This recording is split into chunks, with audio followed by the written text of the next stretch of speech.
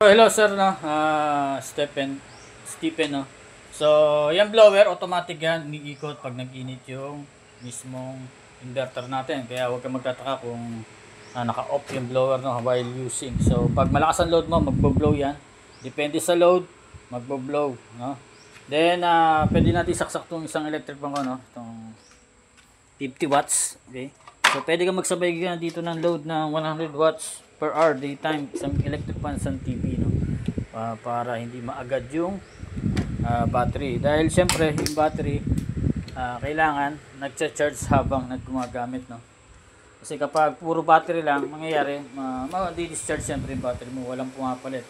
Hindi katulad ng merong solar panel, while charging, then using, walang problema. May pumapalit na kuryente sa battery mo. So, okay, yan. Kung may tanong ka lang, pwede tayo mag-chat or video call. So, yun lang, napakadali lang install, no? So, salamat ulit sa pagtitiwala. God bless.